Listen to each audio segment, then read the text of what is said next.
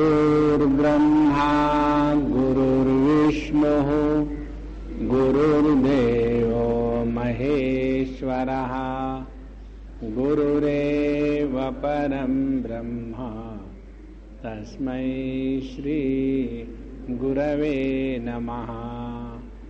तस्मै श्री गुरवे नमः।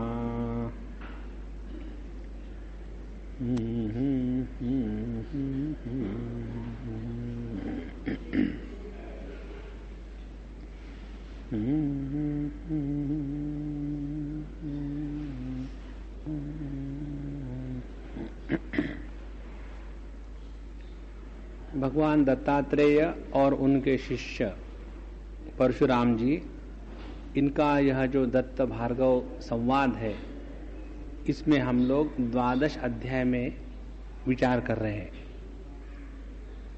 जो जो बातें दत्तात्रेय भगवान ने बताई अनेक कथाओं के माध्यम से, उनकी स्वीकृति करना बड़ा कठिन हो रहा था। आप जो कहते हैं वो तो ठीक ही होगा, गलत नहीं होगा, लेकिन सवाल ये है कि उसको स्वीकार करना बड़ा कठिन है, क्योंकि ये हमारे अनुभूति के विरुद्ध बातें हैं। तो क्या करें? इस प्रकार से कितने बार हम लोगों ने सुन के रखा है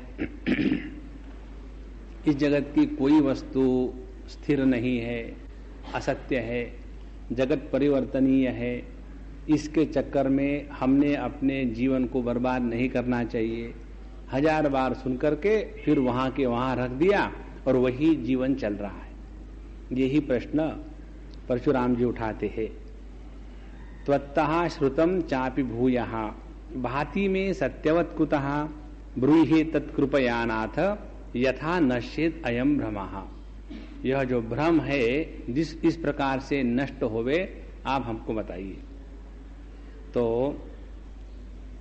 दत्तात्रेय भगवान बताते हैं, शृणु राम जगत भ्रांते है मूल में तत्सनातनम वस्तु अविद्या पूर्वकम यद हृदा भावनमेव तद पश्चात्मानम विज्ञाय स्वात्मबुद्धिम शरीर के क्व मास रुधिरास्थीनि क्व चिदात्माति निर्मला केवलम भावना दार्ढ्यात् चिदात्मा देह को भवत ज्ञाते प्यात्मनि चिद्रूपे भूयो भ्रांति शरीर के एवमेव भावनया सत्यम भाति जगत खलु विपरीतम भावजन वै दृढ़म भ्रांति निवर्तयेत। जितनी परेशानी है वो केवल भावना के कारण है। हमने ये भावना करी है बचपन से कि हम देह है। अब हम देह है ये भावना समझने के पहले दूसरी भावना को समझ ले। भावना किसको कहते हैं? जैसे हमारे प्रत्येक के मन में अपने बारे में कोई धारणा होती है। किसी को लगता है कि मैं बहुत ही सुंदर हूँ, किसी को लगता है कि मैं बहुत इंटेलिजेंट हूँ, किसी को लगता है कि मैं बहुत अमीर हूँ, किसी को लगता है कि मैं बहुत ही मूर्ख हूँ, किसी को लगता है कि मैं हमेशा गलती ही करने वाला हूँ। इस प्रकार से अपने बारे में हमने कोई ना कोई एक धारणा पकड़ के रखी है और उसी धारणा को लेकर के हमारा जीवन चलता है, मानो हमारी जो धारणा अपने बारे में है या दूसरे के बारे में है वही सत्य मात्र है। अब इसी धारणा के प्रभाव से हमने ये स्वीकार किया है कि हम देह है। इसको कितना भी बतावे तो भी दिमाग में बात घुसती नहीं। जैसे युधिष्ठिर जी को अनेक प्रश्न पूछे थे यक्ष ने, उसमें एक प्रश्न ये था कि जगत में सबसे आश्चर्य वाली बात कौन सी है? तो उन्होंने कहा था आश्चर्य वाली बात तो ये है कि हम एक शव को जलाने के लिए जाते हैं और उस समय में भी मन में ये विचार नहीं आता कि अपना भी यह जो देह है इसका भी यही होने वाला है। तुरंत वहीं बैठे बैठे डिस्कशन शुरू हो जाता है। बाकी चीजों के बारे में। तो यह इससे बढ़कर के और कौन सी आश्चर्यजनक बात होगी। हमको इसके बारे में एक अनुभव याद है, शायद हमने आपको बताया होगा। हम टाटा कैंसर हॉस्पिटल में थे, हमारे पिताजी की बीमारी में, 1 महीना वहाँ रहे। तो सभी वहाँ की जितने नर्सेस थी, सिस्टर्स थी, डॉक्टर थे, सबके साथ अच्छी दोस्ती हो गई। एक दिन हमने एक वहाँ की जो चीफ नर्स थी तो उससे बात की। तो हमने कहा, अम्मा एक बात बताओ, आप हमेशा यहाँ रहती हो और रोज के रोज कितने कैंसर के पेशेंट मरते हैं, कितने भर्ती होते हैं, तो ये सब देख करके कभी ऐसा नहीं लगता क्या कि ये अपना जो देह है इसका कोई मतलब नहीं? किसी भी देह को कभी भी कुछ हो सकता है, तो इसके पीछे क्यों बढ़ना चाहिए? तो उन्होंने क्या जवाब दिया, ऐसे फालतू विचार हमारे मन में नहीं आते। देखो, जो सत्य विचार है उनको फालतू विचार कहते हैं। तो बोले ऐसे फालतू विचार हम नहीं करते, हम तो करते हैं कि हमको छुट्टी कब मिलेगी, हम तो विचार करते हैं कि हमको और ज्यादा पैसा कैसा मिलेगा, ऐसे कुछ काम के विचार करो, ये क्या है? तो यह केवलम भावना दार्ढ्यात्, इस भावना की दृढ़ता के कारण हमने अपने आप को देह मान लिया है। अब यदि भावना के दृढ़ता के कारण हमने अपने आप को देह मान लिया है तो कौन सी साधना करनी पड़ेगी? विपरीत भावना, दूसरी कोई साधना नहीं है। बाकी जितना भी है ना, मंदिरों में चक्कर काटना, घूमते रहना, ये करना वो करना, वो सब अपने स्थान पर ठीक है, लेकिन उससे होने जाने वाला कुछ नहीं है। अपने लिए लोगों को होगा, जब हम वारी पर जाएंगे, जब हम मंदिर में जाएंगे, कम से कम उतने समय तक घर में शांति रहेगी, ये घर के लोगों को सुख मिलेगा। लेकिन जहां तक के अपनी आध्यात्मिक प्रगति की बात है, उसमें कुछ नहीं होने वाला। तो विचार के कारण यदि हम अपने आप को देह मान के बैठे हैं तो हमको विचार ही एक ऐसा साधन है जिसके द्वारा इस भ्रांति से हम अपने आप को बचाएंगे। इसलिए कहते हैं यहां, एवमेव भावनया जगत सत्यम भाति खलु विपरीतम भावयन वै दृढ़म भ्रांति निवर्तयेत। तो अब विपरीत भावना करनी है, इसी के द्वारा यह भ्रांति निराकृत होगी, अन्यथा ऐसा ही चलता रहेगा। अब सवाल यह है कि यह विपरीत भावना कैसी करनी है? विपरीत भावना करने के पहले यहां ये बताएंगे एक कहानी के माध्यम से। वो कहानी बताने का तात्पर्य क्या है वो हम पहले आपको बताते, फिर कहानी में प्रवेश करेंगे। तात्पर्य ये है कि पहले हमारे अंतःकरण में जो भी हम साधना करते हैं उस साधना के बारे में महात्म्य जागृत होना चाहिए, तब तक के साधना नहीं होती। हमको अपने गुरु महाराज के वचनों से लाभ तब होगा कि जब गुरु का महात्म्य क्या है शिष्य के जीवन में, ये बात पक्की दिमाग में बैठेगी तब, अन्यथा नहीं होता। नहीं तो कितने महात्माओं को सुन के रख दिया, कुछ नहीं हुआ। तो इसी प्रकार से भावना का या विचारों का या संकल्प का क्या महात्म्य है, ये बात हमारे हृदय में पहले उतरनी चाहिए। और ये बात जब तक नहीं उतरती तब तक के हम विकारों में फंसे रहते हैं और कल्पना करते हैं कि हम विचारवान हैं। फिर से हम बताते हैं, कई बार हम विकारों में फंसे रहते हैं और हमारी कल्पना रहती है कि हम विचार कर रहे हैं। कारण क्या? कि विकार और विचार इनका भेद तक हमारे मन में ठीक से नहीं उतरा। इसलिए इस भावना का या विचारों का महात्म्य क्या है, इसको अपने लौकिक एक दो उदाहरण से समझ ले, फिर इसमें हम प्रवेश करेंगे।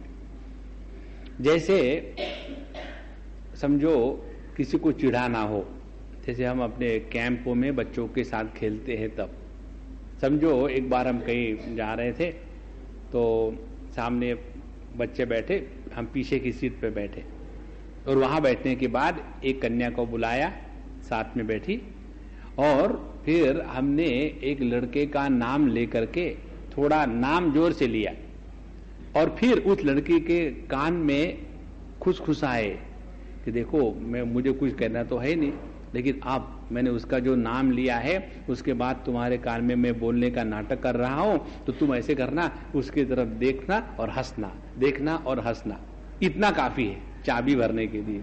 फिर अपना ये पूरा जो जर्नी है 12 घंटे का बड़ा शांति से निकल जाएगा, क्योंकि कोई बिजी है और आपको फ्री में तमाशा मिलेगा। अच्छा, फिर हमने जब कहा तो उसने वैसा नाटक शुरू कर दिया, उसकी तरफ देखती, मेरे तरफ देखती, हंसती खूब खुद खदा करके, और उसके बाद ने लगा कि देखो अब काम पूरा हो गया है, अब वायरस पूरा अटैक कर चुका है, अब तुम जाकर के चली जाओ, आगे बैठो। वो चली गई आगे, फिर सीट खाली हो गई और फिर वो लड़का पीछे आकर के कहता है, Swami ji can I sit next to you? Of course you can, no problem. और फिर मैं ऐसे कि मुझे कुछ मालूम ही नहीं है, मैं शांत बैठा और फिर उससे नहीं रहा गया। स्वामी जी आपने उस लड़की को क्या कहा? हमने देखो शराफत ये होती है कि दो व्यक्ति जब बात करते हैं अपनी पर्सनल बात, तो तीसरे आदमी ने नहीं पूछना चाहिए तुमको क्या फर्क पड़ता है हम कुछ भी बात करें। तो उसका संदेह और दृढ़ हो गया, हाँ मुझे मालूम था Swami ji, I never expected this thing from you. और शुरू हो गया। ये क्या हो रहा है? केवल अपने कल्पना, केवल भ्रांति का सब झगड़ा है। अब यही बातें देखो आप अपने घरों की, mother and mother in law, 2 in 1। वही स्त्री एक साथ मदर भी होती है और लीगल मदर भी होती है, और उसमें से 2 प्रकार के व्यक्तित्व बाहर निकल रहे हैं। और ये जो 2 व्यक्तित्व है, इनका भेद किसके कारण है? केवल इस कल्पना के कारण। कल्पना यह है कि मेरा लड़का पहले अच्छा था, जब से शादी हो गई है तब से इसने ही मेरे लड़के के कान भर दिए हैं, नहीं तो मेरा लड़का बालकृष्ण था। अभी पता नहीं ये क्यों ऐसा रावण बन गया है, इसके लिए मुझे लगता है यही कोई तो भी गड़बड़ी हो गई है, इसी ने आकर के शुरू कर दिया। और बस एक बार ये कल्पना दृढ़ हो गई कि फिर उसको भगवान भी नहीं निकाल सकता, और भगवान निकालना चाहता भी नहीं, उसको तो ये नाटक जारी रखना है ना। जैसे हमने वो बस में नाटक जारी रखा था, उसी प्रकार से भगवान का ये जो उड़न खटोला चल रहा है पूरे पृथ्वी को लेकर के, उसको तो अपना ड्रामा जारी रखना है, नहीं तो कितना बोर हो जाता। तो ये केवल अपने कल्पना की निर्मिति है। यदि ये बात समझ में आ जाए, फिर देखो आप, हम ही कल्पना करते हैं कोई हमारा मित्र है, कोई हमारा शत्रु है, कोई व्यक्ति अच्छा है, कोई व्यक्ति बुरा है, और जब तक के इन कल्पनाओं को हम सत्य के रूप में स्वीकार करेंगे तभी तक हमको ये जगत वैसा ही नजर आएगा। इसीलिए अपने इस भावना या कल्पना शक्ति को पहले समझ ले, और एक बार इसको समझ लिया, फिर दूसरी बात, हम कितना अनावश्यक विचार, संकल्प या कल्पना करके अपने इस शक्ति का नाश कर रहे हैं। देखो कई बार आदमी को सरदर्द होता है, बहुत थकावट आती है, कारण क्या है? कारण शारीरिक कर्म से या क्रिया से जितनी थकावट नहीं आती, उससे 1000 गुना थकावट एक खामोखाम विचार करने से आती है। हम जैसे अभी दिन भर लेक्चर करते रहते हैं, तो हमको लोग पूछते, स्वामी जी आप इतने प्रवचन करते हो, कभी 6 घंटे, कभी 5 घंटे, कभी 4 घंटे, कभी 8 घंटे, आप थकते नहीं? तो यदि विचार ऐसे हो कि जिसके द्वारा हम तत्व के दूर चले जावे, तो वो विचार थकावट निर्माण करते हैं। और यदि तत्व के चिंतन के विचार दिन में 12 घंटे भी आप करो, आप थकोगे नहीं। यही है विचार और विकारों का भेद। विकार वो है जो हमारी देह बुद्धि, देह अध्यास इसको दृढ़ करता है, और विचार वो है जो हमारे देह बुद्धि या देह अध्यास को शिथिल कर देता है, ढीला कर देता है। और इसीलिए भावना करना माने हमारी इस समय जो भावना है, देह बुद्धि है, उसकी विपरीत भावना हमको करनी है। अच्छा, उसकी विपरीत भावना करनी है माने कि हम देह नहीं है, ये भावना हम कब करेंगे? जब हमने अपने जीवन में ये वाक्य कभी उच्चारण किया हो कि मैं देह हूं। कोई नहीं कहता ऐसा वाक्य, मैं देह हूं। ये तो वेदांत के क्लास में आकर ही पहली बार सुनते हैं, कभी किसी ने नहीं कहा कि मैं देह हूं। तो विपरीत भावना करना माने क्या? विपरीत भावना करना माने इस प्रकार की मन में विचारधारा को जागृत रखना। जो कहते हैं ना कि भगवान का विचार करो, स्मरण करो, चिंतन करो, उसका तात्पर्य यहां बताते हैं। यदि मैं देह नहीं हूं, यदि मैं देह से भिन्न हूं, तो इसका तात्पर्य क्या है? इसके ऊपर विचार करें। अब ये विचार में आप देखेंगे धीरे धीरे क्या होगा। एक दो उदाहरण देकर के फिर आगे जाएंगे। यदि मैं देह नहीं हूं, देह से भिन्न हूं, तो देह के जो लक्षण है, देह के जो गुणधर्म है, वो मेरे नहीं हो सकते। ये सरल सरल हिसाब है, उसमें कोई बुद्धिमानी की आवश्यकता नहीं। तो यदि मैं देह से भिन्न हूं, व्यतिरिक्त हूं, तो उसका तात्पर्य यह हुआ कि मेरा कोई लिंग भेद नहीं है।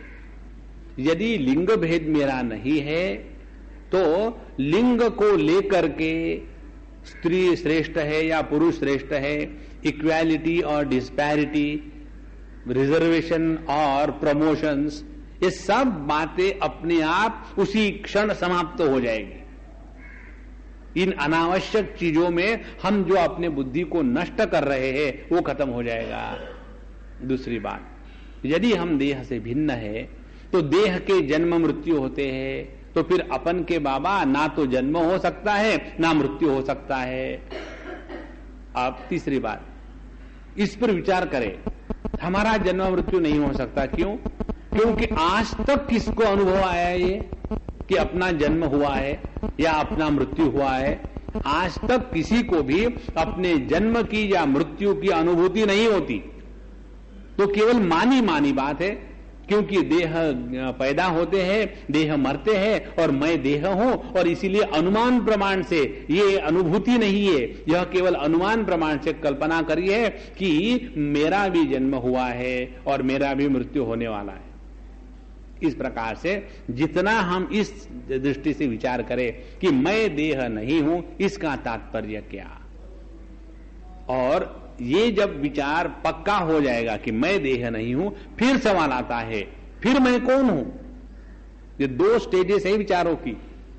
जब तक के हम अपने आप को देह के रूप में स्वीकार करते हैं, तब तक के मैं कौन हूं यह विचार निर्माण नहीं होता। तब तक के क्या निर्माण होता है विचार? मैं दुखी हूं, मैं सुखी हूं, मैं फ्रस्ट्रेटेड हूं। डाउट कहां है? डाउट तो तब आएगा ना कि जब हमने अपने आप को देह से व्यतिरिक्त, देह से अलग के रूप में स्वीकार किया है। और इसीलिए अपनी साधना बढ़ रही कि नहीं बढ़ रही है, ये इस पहली स्टेप पर अवलंबित करता है। कितने लोगों को ये प्रश्न होते, आकर के पूछते कई बार कि स्वामी जी बताइए, हमारे साधना में प्रगति क्यों नहीं हो रही? एक बार सिद्धवाड़ी की बात है, किसी ने पूछा हमको इसी प्रकार से, स्वामी जी हमारी साधना में प्रगति क्यों नहीं हो रही? तो हमने कहा आपको जाना कहां है? प्रगति हो रही। कहां पहुंचना कहां है? देश में पहुंचना है, काल में पहुंचना है, वस्तु में पहुंचना है कहां?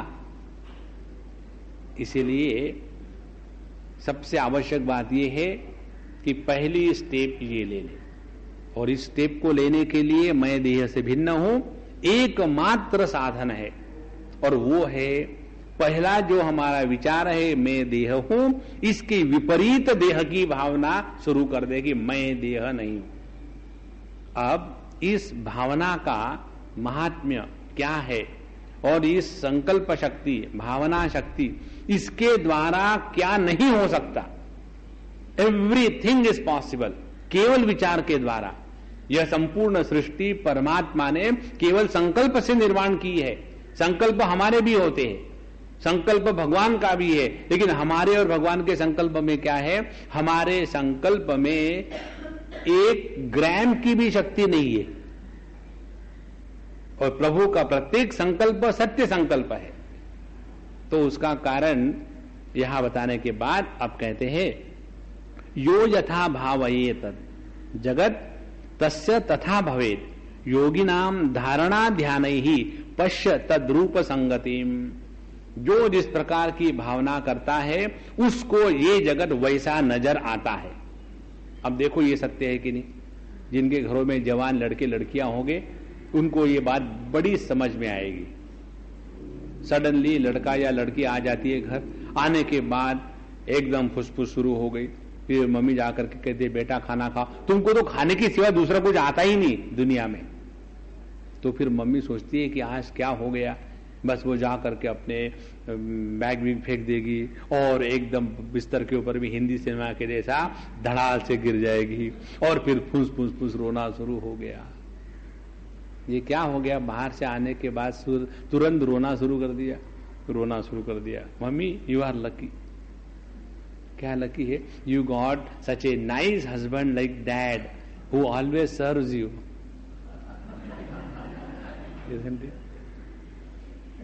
लेकिन बेटा तुम तो अभी हार्डली 8वीं 9वीं में हो, अब तुमको अभी से शादी का क्या करना है, तुमको क्या मालूम।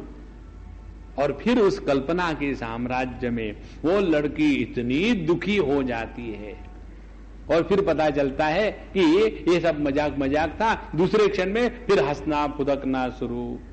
तो जितना ये हंसना रोना है ये केवल अपने मन की कल्पना को सत्य मानकर ही हमने अपने आप को उछाला कूदा है। तो ये कल्पना इतनी प्रभावित करती है हमारे जीवन को। उदाहरण एक और, कई बार जब हम लोग जाते हैं ना जैसे कार में, तो ये जो बैरियर होते हैं, टैक्स के बैरियर या जो भी बैरियर्स होते हैं, उसके नीचे से कार चली जाती। लेकिन जब कार उसके नीचे से जाती है ऐसे लगता है लग न जाए और हम झुक लेते हैं, और लगेगा तो कार को लगेगा, अपने को थोड़ी लगने वाला है, लेकिन उस कार के साथ ऐसा तादाद में है कि मानो अपने को लगेगा। इसी प्रकार से यह जो भावना है अपने आप को देह बन करके रहने की, इस भावना को विपरीत भावना करके हम इस चक्कर से छूट सकते हैं और फिर तत्व का ज्ञान होगा। इसके बारे में बताते हैं, योगी नाम धारणा ध्यान ही, योगी लोग धारणा और ध्यान के द्वारा जो जो चाहे वो रूप धारण कर सकते हैं। और इसके बारे में अत्र ते वर्णयिष्यामि पुनरावृत्तम अद्भुतम अस्ति वंगे सुंदराख्यम पुरम परम पावनम। इसके बारे में यह जो धारणा शक्ति है, संकल्प शक्ति है, इसके द्वारा क्या नहीं हो सकता, सब कुछ हो सकता है। इसके बारे में मैं तुमको एक बहुत पुरानी आख्यायिका बताता हूं। और बंगाल की बात है, वहां सुंदरपुर नाम का एक स्थान था और उसमें तत्रासीन नृपतिर्धीर महान सुशीर्ण इति विश्रुतः तस्य भ्राता महासेनो यवीयान प्रियकृत सदा सशास राज्यम नृपतिः धर्मतः सर्वसम्मतः कदाचित् अश्वमेधैः सोयज्येद्देवं महेश्वरं तत्र राजकुमारास्तु महाबल पराक्रमाः महत्या सेनया यज्ञाश्वं सर्वे ही अनुसंययुः अश्वस्य रोधकान् सर्वान् विजित्य बलिनो बलान्। अब यहां कहानी शुरू होती है। कहते हैं कि उस नगरी में, सुंदरपुर में, एक बहुत विख्यात राजा था जिसका नाम सुषेण इति विश्रुतः, जिसका नाम सुषेण था और बहुत ही अच्छा बुद्धिमान राजा था। उसका छोटा भाई तस्य भ्राता महासेनो यवीयान, छोटा, उसका छोटा भाई महासेन था और वो सबका भला करने वाला था। और वह राजा अच्छे धर्म के अनुसार सब शासन करता था। और उसने एक बार अश्वमेध यज्ञ के द्वारा भगवान शिव जी की, महेश्वर की आराधना करने का निश्चय किया और उसके लिए उसने अपने सभी सेना को लेकर के, अपने भाई को लेकर के, राजकुमारों को लेकर के एक घोड़े के साथ भेज दिया। और वो जो बड़े बड़े बलवान राजकुमार थे, तत्र राजकुमारास्तु महाबल पराक्रमाः, यह जो अत्यंत पराक्रमी बलवान राजकुमार थे, उन्होंने सेना लेकर के उस घोड़े के साथ गए। ऐसा होता था पहले जमाने में कि जैसे वो घोड़ा जहां जहां जाएगा अपने मर्जी से, यदि कोई उसको चैलेंज करता है तो उसके युद्ध में जीत करके वो सब जमीन इनकी हो गई। इस प्रकार से पद्धति थी। तो ये भी अश्वमेध यज्ञ के लिए घोड़े के साथ सब सेना जा रही है। और एक बार की बात है कि ये इरावती नदी के तट पर पहुंचे। वहां पहुंचने के बाद उन्होंने वहां एक तंगण नाम के ऋषि थे। ददृशु तत्र राजर्षिम तंगणाख्यम तपोनिधिम बलोद्धता अवज्ञाय तम असंगम्य ते ययुः। वहां उस इरावती नदी के किनारे पर एक बहुत सुंदर स्थान था, जहां एक तंगण नाम के तपोनिष्ठ राजर्षि रहते थे और वो अपने ध्यान में एकदम निश्चल होकर के बैठे हुए थे। लेकिन ये जो जितने राजा के पुत्र इत्यादि थे, बहुत ही अपने गर्व के कारण फूले हुए थे, बलोन्मत्त हो गए थे और इसीलिए उन्होंने उस तपस्वी राजा की उपेक्षा करके आगे चल दिए। और जब ऐसा हुआ तो तद्वीक्ष तंगण सुतः पितृ अवज्ञाम रुषान्वितः जग्राह अश्वम यज्ञीयम तम राजपुत्रान ही भत्सयन। ये जब उनके पुत्र ने देखा, तंगण ऋषि के पुत्र ने, कि मेरे पिताजी का ये लोग अवमान करके उनको भले नमस्कार भी नहीं किया और आगे बढ़ रहे हैं, अपने आप को समझते क्या है। और उन्होंने जाकर के उस लड़के ने उस घोड़े को पकड़ा और सब सेना को ललकारा, अब तुम समझ क्या रखते हो अपने आप को, मेरे पिताजी का अपमान किया। और इस प्रकार से जब उसने ललकारा तो अथ राजकुमारास्ते रुरुदुः सर्वतो हितम तावत् तंगण पुत्रोपि गंडशैलम पुरस्थितम विवेशाश्वम समादाय पच्छत्सु राजसूनुषु साश्वम शीला विलीनम तम दृष्ट्वा राजकुमारकाः। बड़ी विचित्र बात हुई कि उस राजकुमारों ने उस ऋषि पुत्र को चारों तरफ से घेर लिया। तो इस राजकुमार ने बहुत भारी युद्ध किया और काफी लोगों को मार दिया। और जब कुछ बचे ही थे तो उन्होंने उस घोड़े को और जो बचे खुचे राजपुत्र वगैरह थे उनको बांध करके सामने एक बहुत बड़ी शिला थी, उस शिला के अंदर में प्रवेश कर गए और सबके सामने, अभी तो झगड़ा कर रहा था, युद्ध कर रहा था और पूरी सेना को लेकर के, घोड़े को लेकर के ये राजपुत्र एक बड़ी सॉलिड शिला के अंदर घुस गया। अब करे क्या? तो उन्होंने उस शिला को तोड़ना शुरू कर दिया। कहते हैं विविदुहु गंडशैलम तम शस्त्रैहि उच्चावचै पृथक चूर्णितान् गंडशैलास महत्या सेनया वृतः निर्गत्यः तंगणसुतः जिगाय युद्धितान् क्षणान् निहत्य सेनां सौशेनीं बद्ध्वा राजकुमारकां प्रविवेश गंडशैलम भूय तंगण संभवः अथ सेना भटा शिष्टा गत्वा राजे न्यवेदयत्। फिर जब उन्होंने उस शिला को पत्थरों से इत्यादि से बड़े बड़े प्रहार करके तोड़ा तो उसमें से फिर वो तंगण पुत्र बाहर आया सेना के और लेकर के, और फिर उनके साथ घमासान युद्ध हुआ। और ऐसा होने के पश्चात फिर बहुत थोड़े राजा के सेना बची और जब देखा कि अब ऑलमोस्ट सब खत्म हो गए, फिर वो तंगण पुत्र सब सेना या घोड़े को लेकर के फिर उस शिला के अंदर घुस गया। तो ये सब बात जब देखी तो वो जो राजा के सेनापति इत्यादि थे वो पहुंचे राजा के पास, उसको सब बताया कि हम ऐसे ऐसे गए और अभी तक तो कोई प्रॉब्लम नहीं आई, लेकिन वहां एक ऐसी विचित्र घटना घटी और हम अब पता नहीं कर सकते, क्या नहीं कर सकते कि कैसे उस घोड़े को ले आवे। वो तो पत्थर के अंदर घुस गया है और पत्थर के अंदर हम तो कभी घुसे नहीं थे, अब हम क्या करें बताओ। तो साश्व राजकुमाराणाम हरणम गंडशैलके सुषेणो विस्मितः अत्यंतम उवाच अवरजम स्वकम।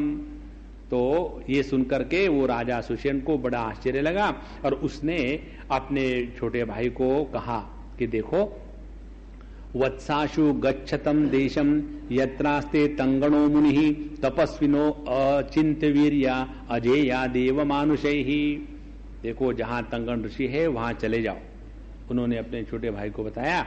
और एक बात समझ लो, यह जो तपस्वी होते हैं, ये जो अनेक प्रकार का तपस्या करने वाले होते हैं, इनका जो वीर्य है, उनकी शक्ति जो है, यह अचिंत्य है। ये मनुष्य या देव लोग इनके समझ के बाहर की बात है। इसीलिए उनसे जाकर के तुम झगड़े के चक्कर में मत पड़ो। तम प्रसाद्य सुतानश्वम आसाद्य याहि सत्वरम न कालोति व्रजे देश वसंतो यज्ञ सम्मतः। अब तुम वहां जाकर के उनके साथ झगड़ा बिगड़ा मत करो, जाकर के उनसे प्रणाम करो और किसी भी प्रकार से अपने घोड़े को ले आओ, क्योंकि वसंत ऋतु आने वाला है और अब यज्ञ का समय आया है। और अब 2-3 महत्व की बात बताते हैं हम सबके लिए। अभिमानो न कर्तव्यः तपस्विषु कदाचन क्रुद्धा तपस्विनो लोकान भस्मी कुर्यु क्षणेन वै अत प्रसादन परः भूत्वा स्वार्थम प्रसादय इत्यादिष्टो महासेनम तम देशम शीघ्रमाययौ। देखो, तपस्वियों के सामने, साधु संतों के सामने, ज्ञानियों के सामने जब जाते हैं तो भिन्न भिन्न प्रकार का अप्रोच होता है। साधु संतों के सामने जाओ तो बिंदास, बम्बई की भाषा, वो कुछ नहीं करेंगे। वो भिन्न प्रकार का व्यक्तित्व होता है। ज्ञानियों के पास जाओ तो उनका भिन्न प्रकार का व्यक्तित्व होता है। और जो तपस्वी होते हैं उनके पास जाओ तो उनका व्यक्तित्व भिन्न प्रकार का होता है। तपस्वी जो लोग होते हैं, उन्होंने अपने इच्छा शक्ति के बल से अपने पूर्ण प्रकृति को अपने वश में किया होता है और उसके कारण उनके साथ छेड़छाड़ करने से उनका एक संकल्प मात्र काफी है कि हमको एक क्षण में नष्ट कर दे। जैसे अपने गजानन महाराज के पोथी में आता है, आप लोग पढ़ते होंगे कि एक कोई पुलिस था, उसने जाकर के उनको मारा पीटा, कुछ अपशब्द कहे, तो उसके बाद उसके सभी जितने थे रिश्तेदार वगैरह वो सब मर गए। उन्होंने कुछ कहा नहीं, केवल किसी तपस्वी साधु संत इत्यादियों का अपमान करने से ये होता है। तो साधु संतों का अपमान करने से वो कुछ नहीं करते, उनके लिए भगवान सब काम कर लेते हैं।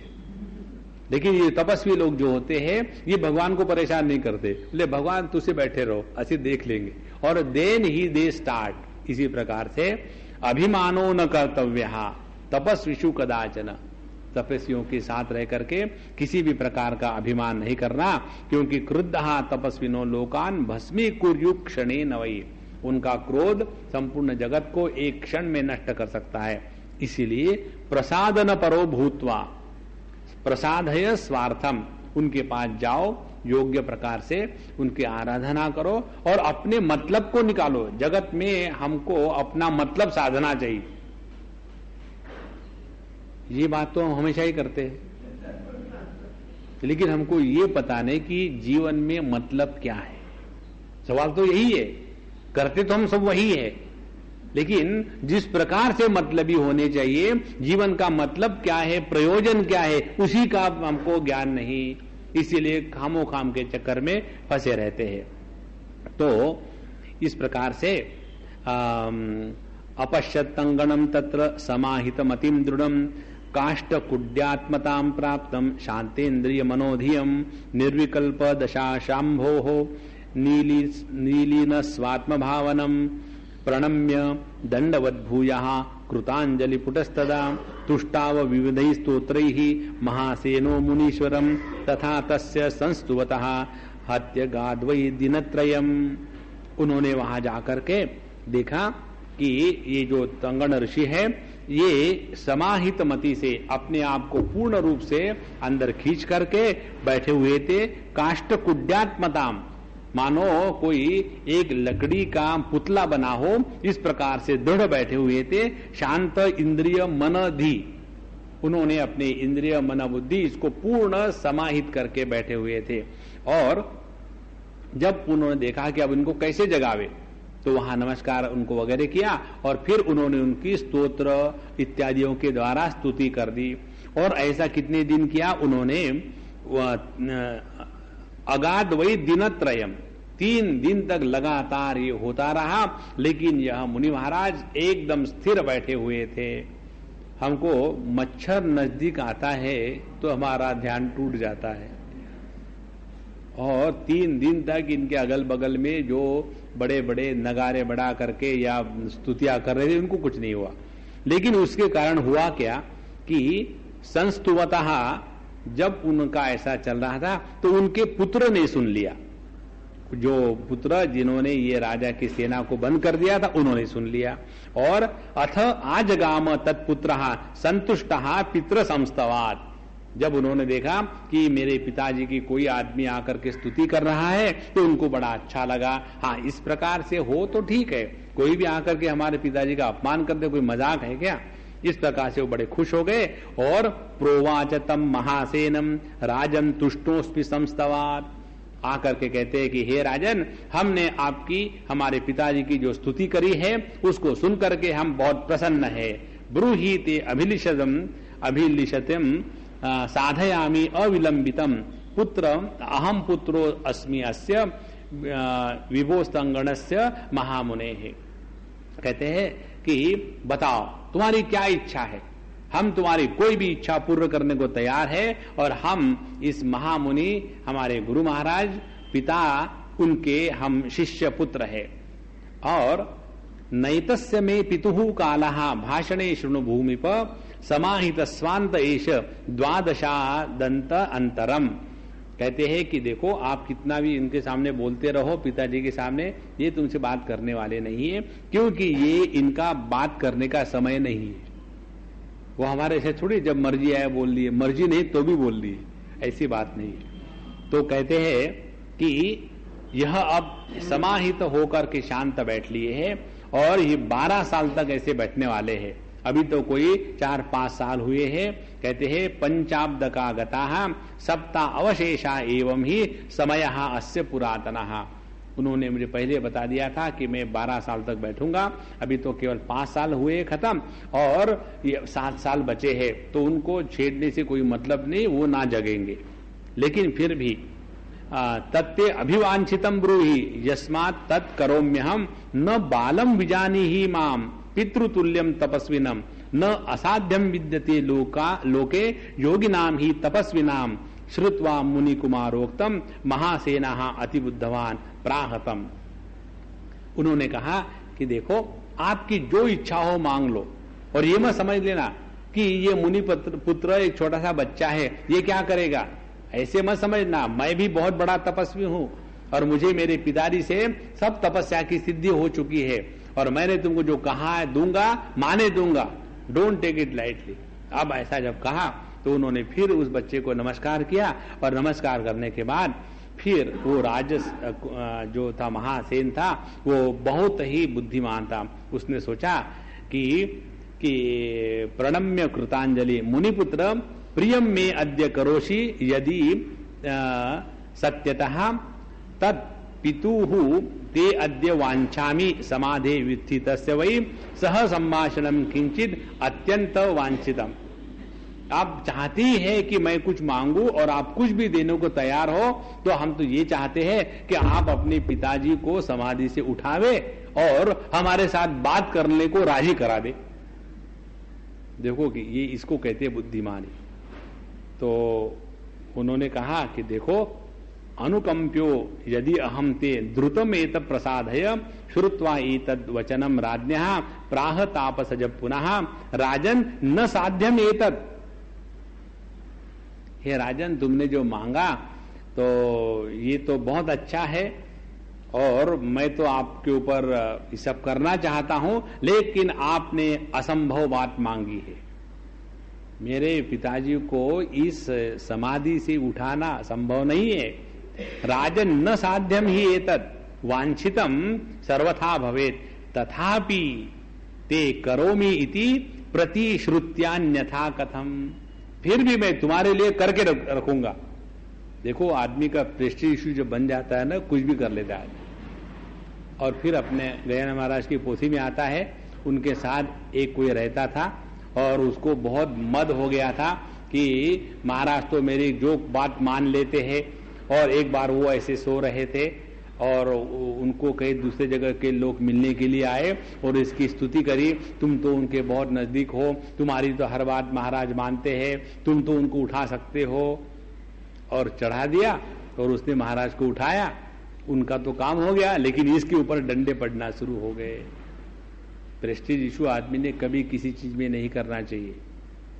तो उन्होंने कहा कि ठीक है, तथापि अहम करोमि, फिर भी मैं ये करूंगा, हालांकि असंभव है। क्यों? कि ये तो सवाल है मेरे शब्दों का। एक बार मैंने कह दिया है कि मैं जो चाहे मांगो मैं दे सकता हूं, और अब कैसे कह सकता हूं कि मैं नहीं दे सकता हूं? इस प्रकार से अब देखो, मुहूर्त मात्र में पश्य सामर्थ्यम योग संभवम एष मेद्य गुरु शांत पदे परम पावने संस्थितम तम बाह्य यत्न ही कोपी वही प्रबोधयेत। इस समय तुम मेरे योग की सामर्थ्य को देखो, बाहर की कोई भी शक्ति हमारे गुरु महाराज पिताजी को नहीं जगा सकती है। अब तुम मेरी शक्ति देखो, योग का सामर्थ्य। पश्य अहम बोधयामि एनम योग युक्त्या एव सूक्ष्मया इति उक्त्वा अथ समाविश्य समाहृत्य इंद्रियाणि अलम प्राणे अपानम सुसंयोज्य मुख्य प्राणेन निर्गतः देहम पितुः प्रविश्य आशु प्रलिलम तस्य मानसम बोधयामास। फिर उन्होंने योग शक्ति के द्वारा अपने आप को समाहित कर लिया, उपरत कर लिया। उसके बाद उन्होंने अपान को प्राण में विलीन किया और उसके बाद उदान वायु के साथ अपने लिंग देहों को लेकर के स्थूल देह के बाहर आ गए। और फिर उसके साथ उन्होंने अपने पिताजी के देह में उस लिंग देह के साथ प्रवेश किया, और वहां प्रवेश करने के बाद फिर उन्होंने अपने पिताजी को हिलाया। और वो हिलाने के बाद जैसा उन्होंने जगा कि अब पिताजी जग गए हैं, और फिर तुरंत बाहर आ गए पिताजी के देह से, और फिर अपने देह में प्रवेश किए और बाहर बैठे रहे। सो बोधयामास च आकृष्य प्रबोध्याशु विनिर्गतः देहम स्वम आविशद यावत् बुधे स मुनिः अपश्यत् अग्रगम भूपम स्तुवंतम व्रणतम तदा किम इति एतत् संचिन्त्य सर्वयोग दृशा अविदत् प्रसन्न चित्त आमंत्र्य पुत्रम प्राह सुशांतदीः वत्स नैवं पुनः कार्यम क्रोधस्तु तपसो रिपुः। जब उन्होंने अपने पुत्र के इस योग के शक्ति के द्वारा अपने समाधि का त्याग किया, तो वो समाधि से बाहर आए और उनको एक क्षण में सब पता चल गया, उनको पूछने की जरूरत नहीं। और उन्होंने सब जब देख लिया कि सामने राजा बैठा हुआ है और नमस्कार कर रहा है, तो उन्होंने अपने पुत्र को कहा कि देखो बेटा, ये तुमने क्या किया है। उनको सब पता चल गया और कहते हैं वत्स नैव पुनः कार्यम क्रोधः तु तपसो रिपुः। देखो पूरी साधना जो है वो यहां से प्रारंभ कराते हैं। अपने जीवन में क्रोध या गुस्सा सबसे बड़ा शत्रु है। हमारे अर्जुन महाराज भगवत गीता में यही प्रश्न पूछते हैं, अथ केन प्रयुक्तोयम पापम चरति पुरुषः अनिच्छन् अपि वार्ष्णेय बलादिव नियोजितः। मनुष्य गलत कार्यों में क्यों लगता है? अनिच्छन् अपि, जानते हुए भी। अब किस व्यक्ति को अच्छा क्या है गलत क्या है पता नहीं, सबको पता है, क्योंकि सभी के सभी हम ज्ञान स्वरूप है। फिर भी काम एष क्रोध एष, एक बार कामना का भूत सर पर चढ़ गया तो उसके बाद सब हमारा विवेक समाप्त हो जाता है। जो नहीं करना वो हम करने लग जाते हैं। और यदि उस काम का आवेग बहुत चढ़ गया और उसके यदि पूर्ण करने में कोई बीच में विघ्न आ गया या विघ्न आने वाला आया, तो उसके प्रति हमारे मन में फिर क्रोध जागृत हो जाता है। इसीलिए जो व्यक्ति जितना ज्यादा क्रोधी होता है वो उतना ज्यादा कामी होता है। देखो, समझो हमारे मन में ऐसी कामना हो, प्रभु की कृपा से नहीं है, समझो ऐसी कामना हो कि यहां आने वाला प्रत्येक व्यक्ति एकदम एग्जैक्टली हम आने के पहले आकर के लाइन से बैठे। कामना का कोई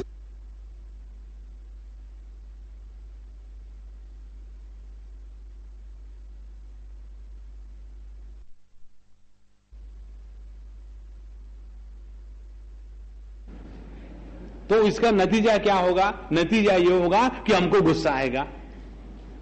तो यदि हमारे अंतःकरण में जहां जहां गुस्सा आता है उसका एकमात्र कारण है कि उस वस्तु को लेकर के हमारे मन में बहुत जबरदस्त कामना थी, क्योंकि काम का विकृत रूप ही क्रोध है। काम एष क्रोध एष। तो कहते हैं, अब देखो इस ऋषि पुत्र को क्यों क्रोध आया? उसके मन में ये कामना थी। कौन सी? मेरे पिताजी यहां एकदम ध्यान में बैठे हुए शांत होकर के, और कोई भी यहां से जावे बिना नमस्कार किए।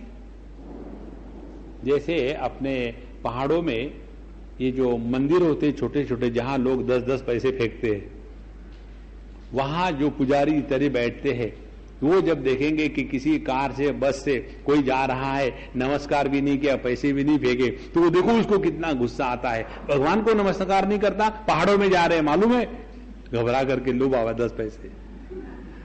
इसी प्रकार से जब उनके मन में ये कामना थी कि मेरे पिताजी का अपमान इन्होंने किया, इसीलिए गुस्सा आया। अब कहते हैं कि देखो, वत्स नैव पुनः कार्यम क्रोधः तु तपसो रिपु। अपने जीवन में साधना यदि करनी है, परमात्मा का दर्शन करना है, तो भैया इसको पकड़ लो, इस सिद्धांत को। क्रोध को त्यागना है। सवाल है, हम क्रोध को त्यागना चाहते हैं, कैसे त्याग करें? डबल क्रोध आ गया, क्योंकि क्रोध को त्यागने के लिए जितना प्रयत्न करेंगे और क्रोधी हो जाते हैं। तो उसके लिए 1-2 उपाय बताते हैं संत लोग। उपाय एक ये है कि जब व्यक्ति को क्रोध आता है, स्वाभाविक रूप से कई के लोग बहुत गुस्सेले होते, उनको बिना कारण के भी क्रोध आ सकता है। जैसे छींक आती है ना, वैसे उनको क्रोध आता है। तो उसका एक उपाय बताते हैं संत लोग। आप नरसिंह भगवान का नाम स्मरण और जप करना चाहिए। ओम नमो भगवते नरसिंहाय, इसका जप करो। क्रोध कब खत्म हो जाता है? जब हमारे सामने हमसे कोई भयानक वस्तु आ जावे, तो आदमी का क्रोध अपने आप शांत हो जाता है ना।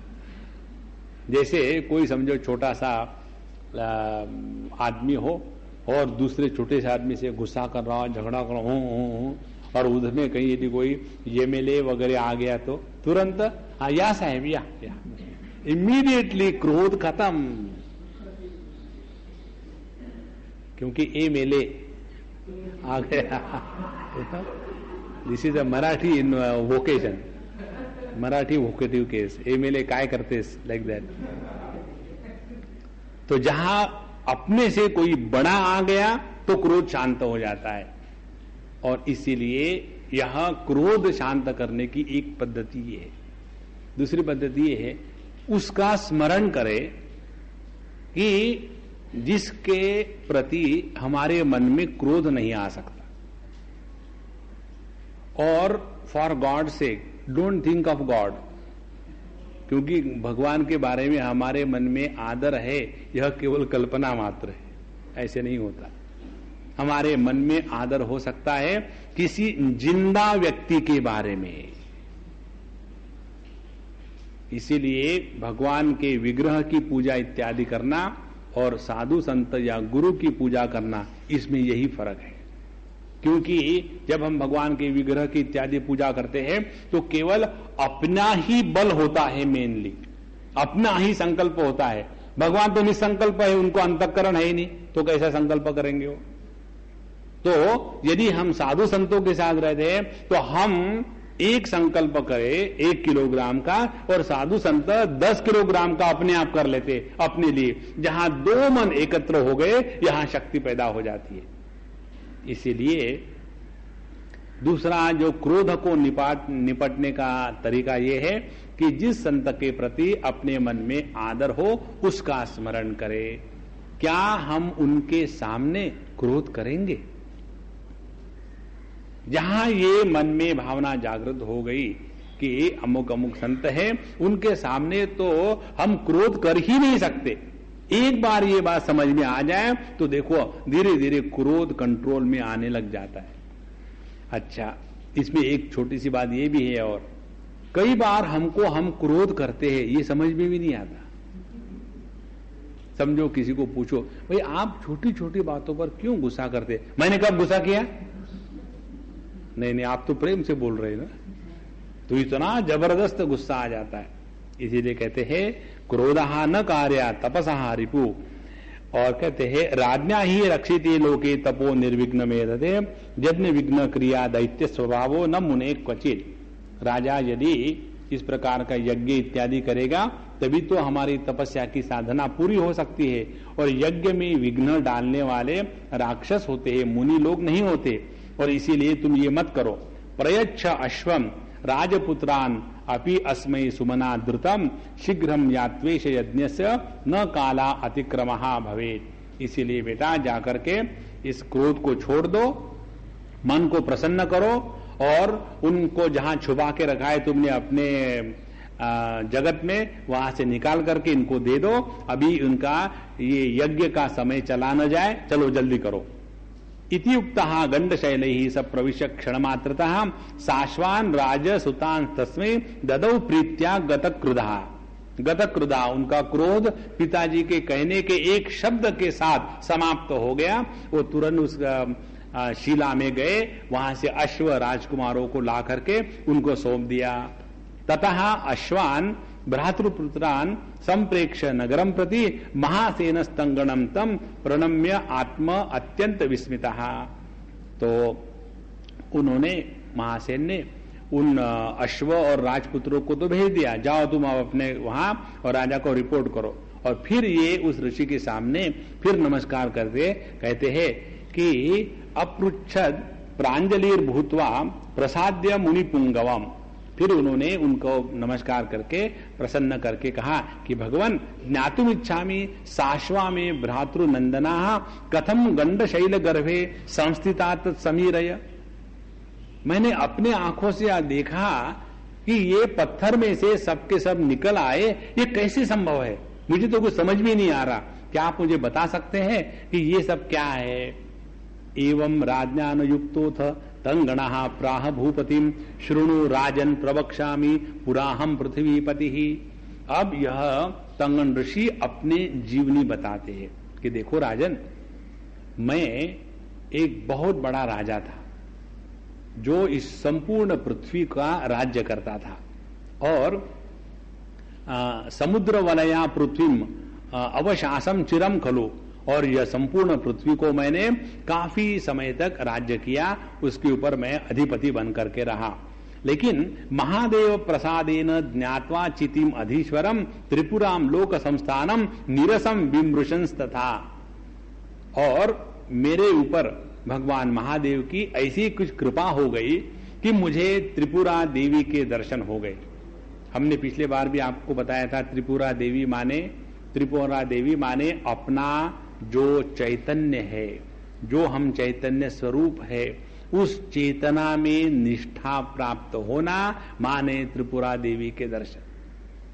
तो कहते मुझे त्रिपुरा देवी के जब दर्शन हो गए महादेव की प्रसाद से, तो लोक संस्थानम निरसम विमृशंस तथा, उसी क्षण से ये संपूर्ण पृथ्वी, इसका राज्य, इसमें लाभ हानि, इस सब के प्रति मेरे मन में अत्यंत वैराग्य निर्माण हो गया। देखो दूसरी महत्व की बात, जब तक हमारे मन में, जब तक हमारे बुद्धि में इस जगत के ईंट पत्थरों का महत्व बना हुआ है, तब तक के हम आध्यात्मिक जीवन में प्रगति कर रहे हैं, यह केवल एक कल्पना मात्र है। भगवान कहते हैं भगवद गीता में, रसवर्जम रसोप्यस्य परम दृष्ट्वा निवर्तते विषया विनिवर्तन्ते निराहारस्य देहिना। जब हम जबरदस्ती करेंगे, हम ये नहीं करेंगे वो नहीं करेंगे, जबरदस्ती से विल पावर से करो, लेकिन रसवर्जम, उन वस्तुओं के प्रति मन में जब तक के रस बना हुआ है तब तक के हम उन वस्तुओं के गुलाम फिर हो जाएंगे। और जगत के वस्तुओं के प्रति रस क्यों होता है? क्योंकि हमने अपना जो रस स्वरूप परमात्मा है उसका दर्शन नहीं किया। जिन्होंने खास रस का दर्शन नहीं किया उन्हीं को आम रस में मजा आता है। आम रस का तात्पर्य है ये छोटी मोटी चीजें, जो खास रस है वो अपने स्वरूप का दर्शन है। तो कहते हैं कि राजा, जहां मुझे इस त्रिपुरा देवी का दर्शन हो गया, फिर मेरा मन इस जगत के सब ईंट पत्थरों से एकदम विरत हो गया। फिर क्या किया? फिर निर्विण्णो लोक यात्रायाम न्यस्य राजम सुतेश्वथ। तो जब मेरे अंतःकरण में यह निर्विण्णता या वैराग्य निर्माण हुआ तो मैंने अपना राज्य अपने बच्चों को सौंप दिया। हम भी यही करते हैं, हमने भी अपना बिजनेस बच्चों को दे दिया है, सिर्फ उनको मदद करने के लिए छोटा सा काम अपने पास रखा है, लेकिन मैं बाकी कुछ नहीं करता। कौन सा काम? सिर्फ चेक पर साइन करने का, उसकी सेवा कुछ नहीं करता, बाकी सब उनको दे दिया है, बेटा तुम करो, लेकिन जितना लाना है लाते जाओ, आई विल नेवर ऑब्जेक्ट। लेकिन यदि कहीं पैसा खर्च करना है और 211 रुपए का चेक इशू करना है तो उसके ऊपर में 2100 क्वेरी होगी, ये किस लिए किस लिए किस लिए किस लिए। इसलिए कहते हैं कि निर्विण्ण लोक यात्रायाम नस्य राजम सुतेषु अथ प्राविशम वनम एतद वै भार्या माम अन्वगात सती। और मैं इस वन में जंगल में आ गया। आने के साथ साथ मेरी पत्नी भी मेरे साथ आ गई, बड़ी सती थी वो।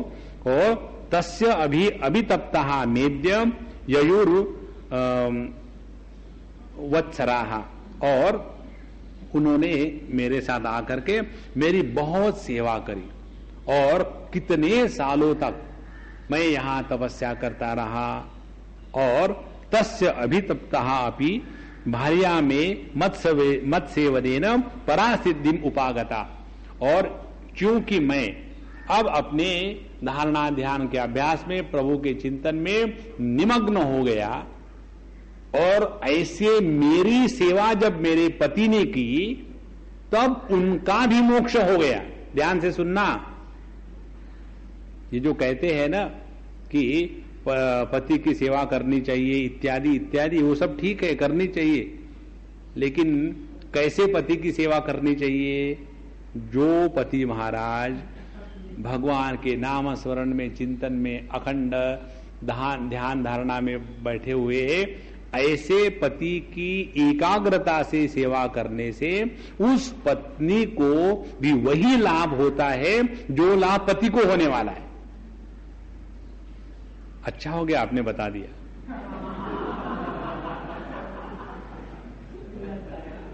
अब ये सभी पति महात्मा मुझे घेराव करेंगे।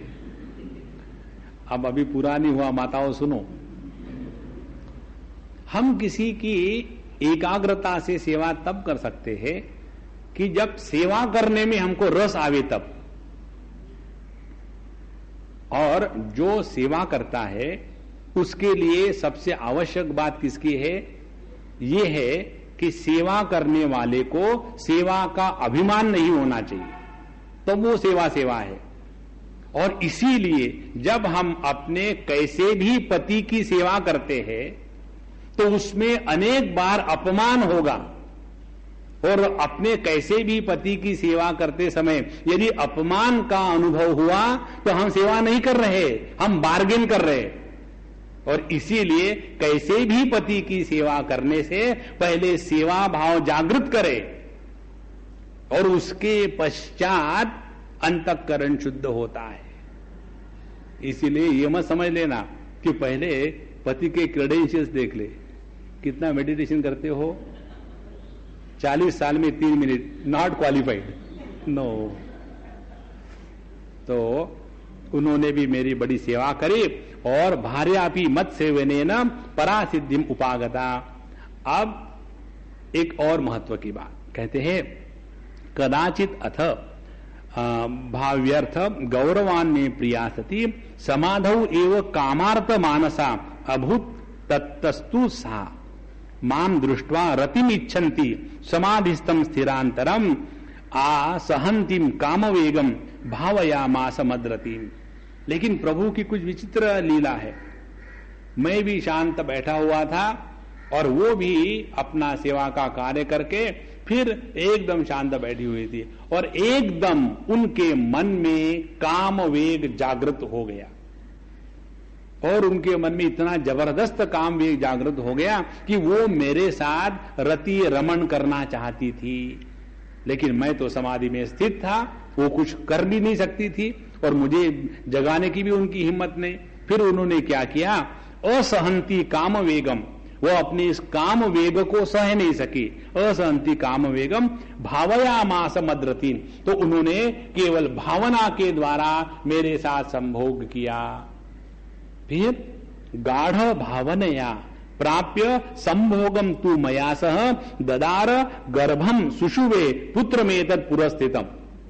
तो उन्होंने जो केवल भावना के द्वारा मेरा संभोग किया, उसी भावना के माध्यम से उनको गर्भाधान हुआ और उसी गर्भाधान से जो पुत्र पैदा हुआ है ये आपके सामने खड़ा है। देखो, जो कुंती माता के जीवन में आता है ना, उनको मंत्र दिया था दुर्वास ऋषि ने और उन्होंने उस मंत्र को लेकर के उनको 6 पुत्र पैदा हुए। और हम लोग जो थोड़े मेंढकों को काट करके सीखने वाले हैं, मांडुक्य की उपनिषद नहीं पढ़ेंगे, मेंढकों को काट करके सीखेंगे कि उनको भी हार्ट होता है लेकिन अपने को हार्ट नहीं है। तो वो सोचते हैं कि ये कैसे संभव है। यही है भावना शक्ति या संकल्प शक्ति की महत्ता। तो कहते हैं कि पुत्रम न्यस्य मद उत्संगे माम समाधे प्रबोध्य च देहम भूतेषु साकृत्य परम व्योमी आत्मताम ययो। जब उनको योग्य समय पर पुत्र हुआ तो उन्होंने उस पुत्र को मेरे गोद में रख दिया, मुझे जगा दिया समाधि से और कहा कि ये आपका पुत्र, आपके चरणों में अर्पण। और वही उन्होंने सभी यच्छेद वांग मनसी प्राज्ञ तद यच्छेद शांत ज्ञान आत्मनि महती नियच्छेद तद यच्छेद शांति आत्मनि, वही उन्होंने लय प्रक्रिया के द्वारा अपने शरीर को पंच महाभूतों में विलीन कर दिया और सूक्ष्म शरीर को जला करके आत्म रूप में स्थित हो गई। देखो, उसी समय आप परेशानी हो गई तंगन मुनि को, अब वो क्या करे। तो कहते हैं कि अथ दृष्टो उत्संग एनम ज्ञात्वा तस्या गतिम पराम दया क्रांत मना जाता तीनायम वर्धितो मया। जब मैंने देखा मेरे सामने मेरे पत्नी ने इस योगाग्नि में अपने देह का त्याग करके परम पद में स्थित हो गई और फिर ये बच्चे को देखा तो दया क्रांत मना जाता, फिर मेरे मन में इस छोटे बालक के प्रति दया प्रेम निर्माण हुआ और तेन अयम वर्धिता, इसीलिए मैंने इसको बड़ा किया। और उसके बाद श्रुत्वा कदाचित मत्तोयम राजशास्त्रीम पुराकृताम राजशासन कामोभूत प्रार्थयामास मामनु। एक बार ऐसे कहीं में बात कर रहा था, ये भी सामने बैठा हुआ था और उसने सुन लिया कि एक बार मैं ये पूर्ण पृथ्वी का राजा था, सम्राट था और उसके बाद मैंने ये सब छोड़ छाड़ करके बाबाजी बन गया। तो जैसी ये इन्होंने बात सुनी मेरे बच्चे ने, मेरे पुत्र ने, तो उसके मन में कामना जागृत हो गई। अच्छा है, ये तो बड़े राजा बन करके भूख भूख करके अब यहां बैठे हैं बाबाजी बन करके और मुझे बचपन से ही बाबाजी बना रहे। तो उन्होंने कहा कि मेरी भी इच्छा है कि मैं भी बड़ा राजा बनूं और राज्य शासन कामहा अभूत प्रार्थयामास माम अनु। तो उसके मन में राजा बनकर के शासन करने की इच्छा हुई और मुझे उसने प्रार्थना करी। ततः मद उपदेशेन प्राप्य योगर्धिम उत्तमाम निर्माय भावना योगाद लोकम अस्मिन महाअश्मनि। फिर जब उसने मेरी ऐसी प्रार्थना करी तो मैंने उसको पूरी योग साधना सिखाई, और योग साधना सिखाने के बाद मैंने उसको ये भावना की शक्ति दी। शब्द महत्व है भावना का, भावना की शक्ति दी। और उसके बाद निर्माय भावना योगात, फिर उसने अपने इस भावना शक्ति के द्वारा, कहते हैं कि अस्मिन अश्मनि, इस बड़े पत्थर में लोकहा निर्मया मास, उन्होंने यह संपूर्ण सृष्टि निर्माण की। और समुद्र वलयाम पृथ्वी शास्ति नित्यम सुतस्वयं तल्लोकेश्वर सुतो राज्ञ निरुधास्ते ही मोचिता। और उसने फिर इस बड़ी शिला में उस भावना शक्ति से अपनी एक संपूर्ण सृष्टि निर्माण कर ली, और अपने स्वयं के निर्मित सृष्टि पर अब यह मेरा पुत्र हमेशा राज्य करता है, और जितनी उसकी राज्य करने की जो कामना है उस कामना को वो अब निकाल रहा है, पूरी कामना को इसी में समाप्त कर देगा। और इसलिए मेरे पुत्र ने इस इतने बड़ी शिला में इस प्रकार से यह संपूर्ण जगत निर्माण किया है, केवल भावना शक्ति के द्वारा। और वहीं ये तुम्हारा जो घोड़ा था, बाकी राजपुत्र थे, उसी अपने सृष्टि में ये सब ले गया था, और वहीं से उसने अभी छोड़ दिए हैं। इत्ते तत्ते समाख्यातम गंडशैले वरोधनम इति श्रुत्वा मुनि वचः भूयः पप्रच्छ भूपति। इस प्रकार से विचित्र कहानी सुनने के पश्चात फिर उस राजा ने नमस्कार करके फिर कहा, श्रुतम तु एतत् उक्तम वै महा आश्चर्यकरम परम तम लोकम द्रष्टुमिच्छामि कृपया में प्रदर्शय। अब एक बार हाँ कह दिया तो दूसरी बार फिर शुरू हो गया कि ये तो बड़ी आपने आश्चर्यकारक बात बताई है, ये तो कहीं हमने सुना भी नहीं, देखा भी नहीं। क्या आपकी कृपा से वो जो लोक है आपके पुत्र ने निर्माण किया है, क्या उस सृष्टि को मैं देख सकता हूं? एक और रिक्वेस्ट। तो इति संप्रार्थितो राज्ञा मुनि पुत्रम समादिशद वत्सास्मै दर्शयस्वीकम लोकम सर्व यथेप्सितम। फिर उन्होंने कहा कोई बात नहीं, मैं बता देता हूं अपने बच्चे को, देखो बेटा जरा उनको ले जाना तुम्हारे अपने सृष्टि में, इनको दिखा लाना, इनकी इच्छा है तो ना क्या कहते दिखा लाओ। और इतना कह करके इत्युक्त्वा तंगण भूयः प्रविवेश समाहितिम। और फिर उन्होंने सब हो गया सब काम, अब मुझे डिस्टर्ब मत करो, और फिर एक क्षण में वो समाधि में स्थित हो गए। देखो भैया, ये दो चार चीजें जीवन में बहुत आवश्यक है। एक, हमारा ये स्वातंत्र्य बना रहे कि हम कहां प्रवृत्त होते हैं और कहां से निवृत्त होते हैं। और ये स्वातंत्र्य तब होता है कि जब हम अपने मन को नियंत्रण में रखते हैं। और यदि मन को नियंत्रण में रखना है तो केवल एक ही उपाय है, और वो ये है गुरु के प्रति संपूर्ण समर्पण। और गुरु के प्रति समर्पण होने के पश्चात ऐसा कोई कार्य हमसे ना होवे कि जिसके द्वारा हमारे गुरु को शर्म आवे कि ये मेरा डिसाइपल होकर के ऐसा कार्य करता है। इसलिए अपने मन को बिल्कुल एकदम कंट्रोल में रखना है, कोई सवाल ही नहीं कि क्या करे क्या न करे। तो उन्होंने जब निश्चय किया यह सृष्टि देखनी है, तो बच्चों को बोल करके अपने समाधि में शांत हो गए।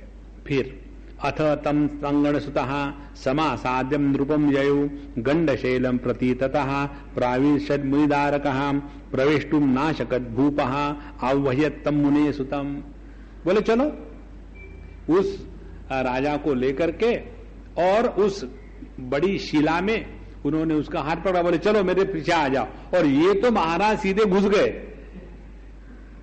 और ये जो राजा था वो पत्थर के सामने खड़ा है। बोले अंदर आओ ना। बोले अंदर कैसे आऊं? ठक ठक कर रहे से खुलने वाला थोड़ी था वो। सॉलिड था, अब करे क्या? फिर उस ऋषि पुत्र को याद आया कि नृपैश लोकस्ते साध्य प्रवेष्टुम खल्व योगिनः अयोगाद गंड शैलोयम घन संप्रतीतो भवत। तो उनको जब देखा तो एकदम उनको हंसी आई कि मैं तो भूल ही गया कि यह जो लोक है मेरा, जो मैंने निर्माण किया है, जो योगी नहीं है उनको इस देश में प्रवेश नहीं है। यहां का जो वीसा है वो देखते हैं कि आप योगी है या नहीं। ये तो बात हमको समझ में आ जाती है कि यूजलेस कंट्री में जाने के लिए वीसे की आवश्यकता होती है, लेकिन इस सूक्ष्म तत्व में प्रवेश करने के लिए भी कोई क्वालिफिकेशन लगता है, ये बात समझ में नहीं आती।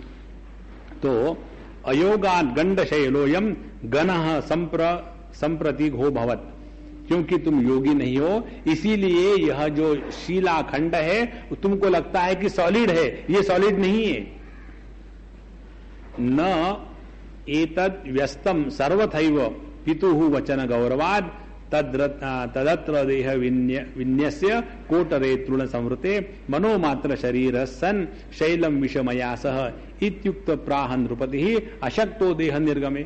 फिर उन्होंने कहा देखो मैं बताता हूं ऐसा करो, और ये अपने जो शिला थी उसके अंदर से बोल रहे, और राजा बाहर खड़ा है दरवाजे पर।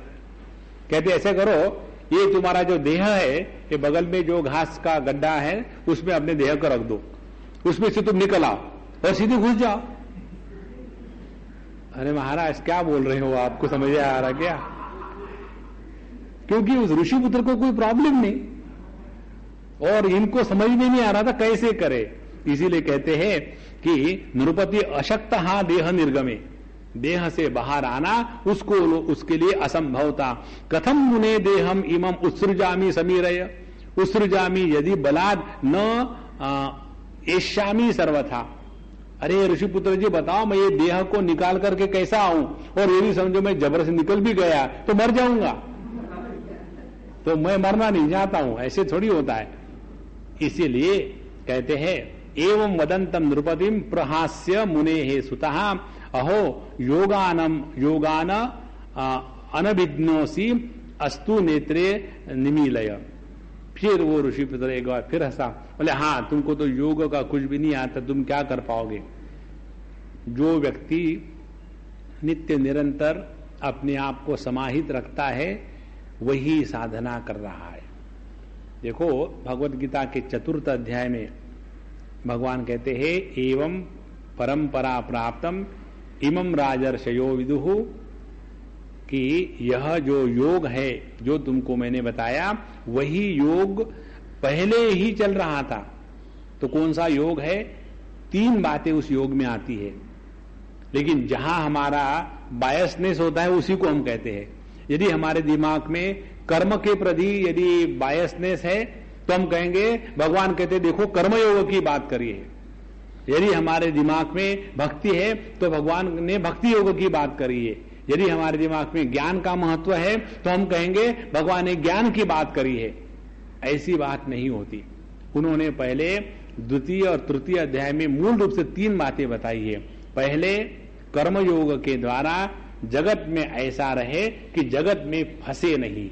तो कर्मयोग किसको कहते हैं? जगत में कर्म करते हुए भी न फंस कर के रहना, उसको कहते हैं कर्मयोग। दूसरी बात, ऐसा जब जगत में हम नहीं फंसेंगे तब कहीं हम अपने पंचकोशों से उपरत होने के लिए योगाभ्यास कर सकते हैं, अन्यथा नहीं कर सकते। संस्तभ्यात्मानम आत्मना, यह जो ध्यानाभ्यास बताया है दूसरी बात। और फिर तीसरी बात बताइए एवं बुद्धे है परम दृष्टवा, इस प्रकार से बुद्धि के जो परे तत्व है उसको जानो। ये 3 चीजों को लेकर के योग कहते हैं। इसीलिए केवल कर्मयोग, केवल योगाभ्यास, केवल ज्ञान, इसके द्वारा ये होना संभव नहीं है।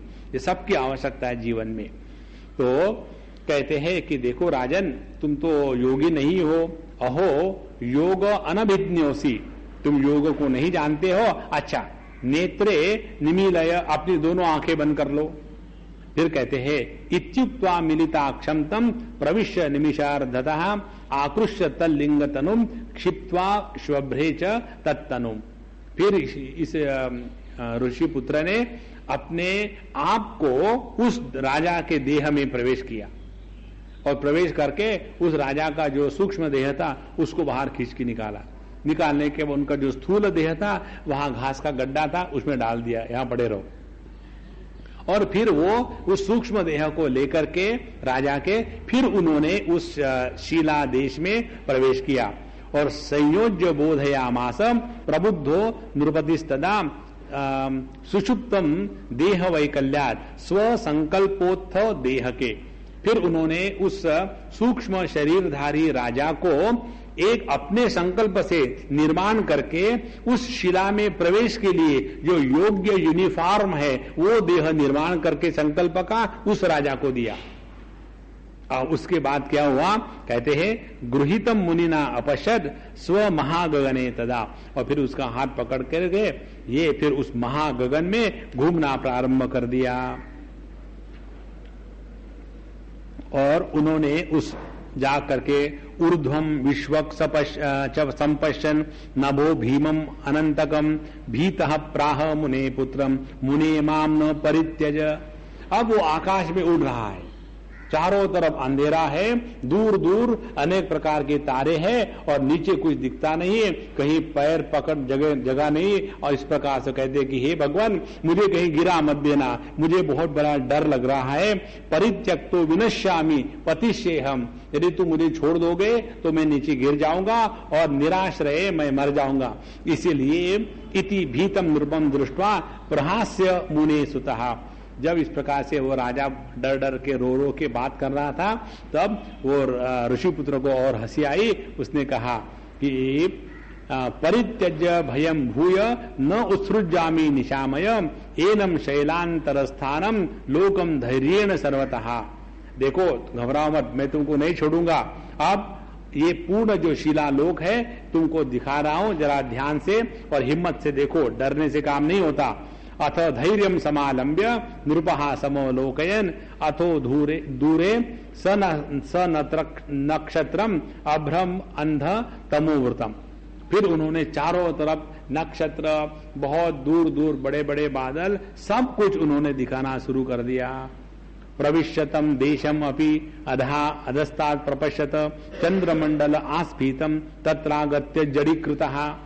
फिर घूमते घूमते उस शिला देश में उन्होंने पहले तारे देखे, फिर चंद्रलोक में आए। चंद्रलोक में जब आए तो वहां उनको बड़ा ठंड लगने लगा, तो उन्होंने फिर उनको ठंड से बचाया। फिर आगे गए तो सूर्यलोक आया, तो वहां उनको बड़ी गर्मी हो गई, तो उन्होंने फिर उस गर्मी से भी उनको बचाया। इस प्रकार से अथ फिर श्रृंगे हेम गिरे मुनिना सह संस्थितः मुनि प्रदर्शितम सर्वम अपश्यत पृथ्वीपति। फिर उन्होंने उनको वहां से हिमालय के पर्वत के पहाड़ी पर उतारा और वहां से देखा कि यह जो ऋषिपुत्र है, मुनिपुत्र है, यह संपूर्ण पृथ्वी का राजा बनकर के शासन कर रहा है। और केवल इतना ही नहीं, अपश्यत वलयाद आत्मानम लोकालोकाख्य पर्वतम तद्वहिर्धांत संदोहम अंत सौवर्ण मेदिनम समुद्राम सप्तद्वीपांच नदी गिरी समाकुलान भुवनानि सर्वाणि चेन्द्राद्यान विबुधोत्तमान दैत्यान मनुष्यान रक्षांसी यक्ष किम पुरुषान अधिकान तत्र अपश्यत सत्यलोके वैकुंठे राजते नगे। उन्होंने चतुर्दश भुवन का दर्शन इस शिलालोक में करना प्रारंभ कर दिया। अनेक प्रकार के लोग, मनुष्य, देव, राक्षस, यक्ष, किंकर, किम पुरुष, इस प्रकार से सभी को देखा। और मुनिपुत्रम स्वम आत्मानम ब्रह्म विष्णु शिवात्मना विभज्य संस्थितम सर्वम सृष्टि आदि हेतवे। उन्होंने देखा कि यही मुनिपुत्र इस सृष्टि में ब्रह्मा विष्णु महेश का रूप लेकर के ये सृष्टि का सृजन, स्थिति और पालन इसमें लगा हुआ है। अतः अपश्यत भूविभागे कृत्वा रूपांतरम तथा प्रशासन परो भूमे है सार्वभौमत्वमास्थितः। इस प्रकार से इस मुनिपुत्र ने सार्वभौमत्व का अनुभव अपने ही निर्माण की हुई उस सृष्टि में लेना प्रारंभ किया। एवं मुनि कुमारस्य दृष्ट्वा योगर्दिमुत्तमाम विस्मितः अभूत महासेनः तथा प्राह मुने सुतः। ये सब देख करके यह महासेन अत्यंत विस्मित हो गया और उसने इस मुनिसूत को कहा, राजन एतद लोकजातम पश्यतः काल अत्यगान अर्बुदानाम द्वादशकम इतो अपि अत्र दिनात्मकः गच्छावो बाह्यलोकम तम यत्रास्ते जनको मम। हे राजन, हम लोग ये जो मेरी सृष्टि है इसमें केवल एक दिन घूमे हैं और जो बाहर का जगत जहां मेरे पिताजी बैठे हुए हैं वहां अभी 12 खरब साल हो चुके हैं। 12 खरब का मतलब हो गया, मुझे मालूम नहीं, बहुत साल हो गए। हमको ज्यादा से ज्यादा 1000-2000 मालूम। 50,000 साल, इसकी हमारा मन कल्पना तक नहीं कर सकता। देखो, हम जो अपने आप को बड़े 30 मार का समझते हैं, 5 मिनट, 10 मिनट, आधा घंटा, 1 घंटा, 1.5 घंटे का लेक्चर कब खत्म होगा, फिर 10 साल की उम्र, 25 साल की उम्र, 50 साल, 100 साल, थोड़ा थोड़ा कंसेप्ट मन में रहता है ये सब काल का। फिर 1000 साल, 5000 साल पहले भगवान कृष्ण ने इसका उपदेश किया था गीता का, फिर 10,000, फिर इतने 432 लाख सालों में जाकर के एक चतुर्युगी, और उसके बाद ऐसे 72 चतुर्युगी पूरी होने के बाद एक मनवंतर, और ऐसे इतने मनवंतर पूरे होने के बाद ब्रह्मा जी का एक दिन और उतनी ही एक रात, और फिर ऐसे जो ब्रह्मा जी के 100 दिन है, 100 साल है, वो होकर के उनका जीवन होता है, और ये ब्रह्मा जी का पूरा जो जीवन है ये बन जाता है विष्णु जी का एक दिन, और वैसा ही विष्णु जी की एक रात, और फिर उतना ही 100 साल का उनका जीवन, और फिर ये जब सब मिल जाता है तो वो बन जाता है शिव भगवान का, महेश्वर भगवान का एक दिन। आप कहां तक जाते रहो, कुछ दिमाग वहां फट जाता है। इसीलिए काल की हम केवल कल्पना करते हैं, काल क्या है इसका ग्रहण नहीं कर सकते। तो कहते हैं कि हे राजन, हम जो यहाँ एक दिन तक घूमते रहे बाहर के जगत में जहां मेरे पिताजी बैठे हुए, वहां करोड़ों साल बाद चले गए हैं, और गच्छा वहां बाह्यलोकम तम यत्रास्ते जनको मम इत्युक्त्वा भूभृता तेन सह भूय समागतः पूर्ववत गंडशैलाद निर्गत्याभ्याम ययौ बहिः। ऐसा कहकर के उस ऋषि पुत्र ने अपने आप को, राजा को लेकर के उस शीला देश से बाहर आ गया। और उसके बाद मुनिपुत्र पुनः शैलान महासेने विनिर्गते विधाय मूर्छितम लिंगदेहम संस्कार मात्रकम समादाय विनिर्गत्य प्राक्षिपत तत्शरीर के उत्थापयामा सतुतम जीर्ण देह ससंयुतम।